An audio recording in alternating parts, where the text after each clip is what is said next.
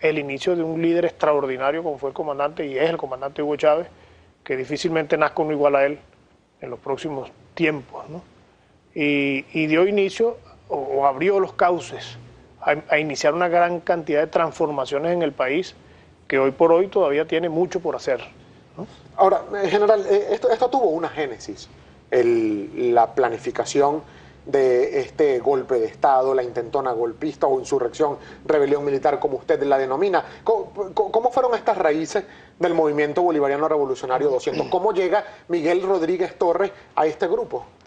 Mira, el MBR 200 y este proceso es un hito importante que tiene mucho que ver con lo que pasó el 27 de febrero en el año 89.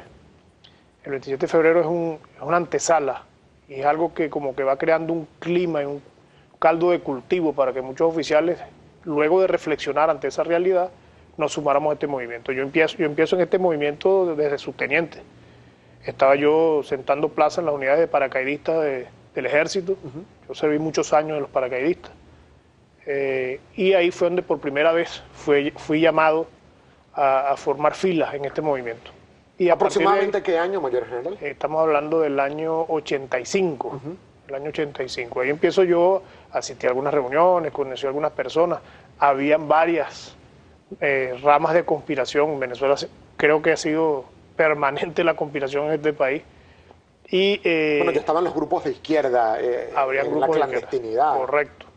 Y yo empecé a trabajar o a militar en el movimiento desde esos tiempos. Le doy mucho más fuerza posteriormente cuando llego al grado de capitán, que seguía todavía trabajando en los paracaidistas. Yo hice, repito, mucho tiempo trabajé como paracaidista.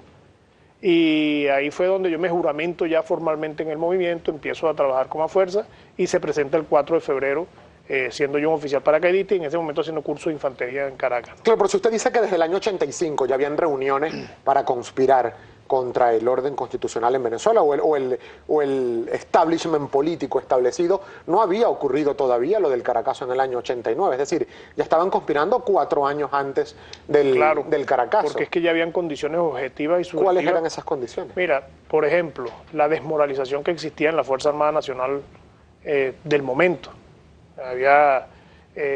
Los oficiales veían cómo se pretendía entregar nuestras riquezas, pues, ¿no?, a otras grandes potencias. Nosotros veíamos la inmoralidad de nuestros superiores, que hoy por hoy eso es una realidad que ha ido transformándose, lo que es la interacción de la superioridad con los cuadros subalternos de la Fuerza Armada Nacional. Yo, por ejemplo, recuerdo aquella experiencia de Blanco Ibáñez uniformada dando órdenes a generales y a coroneles durante el desastre del Limón en Maracay. Yo lo viví, lo presencié, no es que me echaron el cuento. ¿Usted fue testigo presencial? Fue testigo presencial de eso. ¿Cuando se uniformó? Yo era oficial de paracaidista y estaba asignado a ese sector del Limón cuando hubo el desastre en el Limón. Entonces hay una cantidad de situaciones reales y de una pobreza extrema que un oficial es un termómetro perfecto para entender esa realidad. Mira, cuando nosotros estamos presos, el general Ochoa Antich me preguntó en una oportunidad que ¿dónde sacaba yo tantas ideas políticas?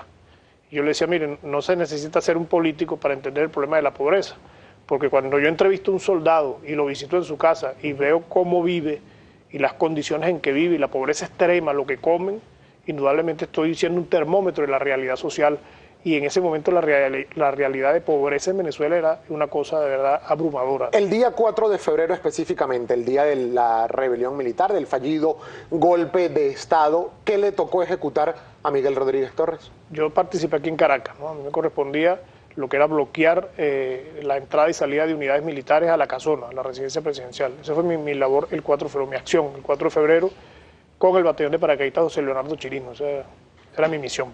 Nosotros tenemos que hacer, por razones de tiempo, mayor general, una breve pausa. Pero para el regreso, a propósito de estas condiciones que usted señalaba, me gustaría preguntar y hacer un análisis de la situación actual del país, las condiciones que actualmente hay en Venezuela. ¿Hay posibilidad de que se repita un golpe de Estado en Venezuela? Y por otra parte, hay quienes hablan de, cuando se analiza la intentona del golpe de Estado del 4 de febrero o la rebelión militar, como la llaman sus protagonistas, ¿hay golpes buenos y hay golpes malos? Al regreso, por favor, su respuesta. En pocos segundos venimos con más de Primera Página. Miguel Rodríguez Torres, protagonista del 4 de febrero, ex ministro de Interior, Justicia y Paz, presente con nosotros.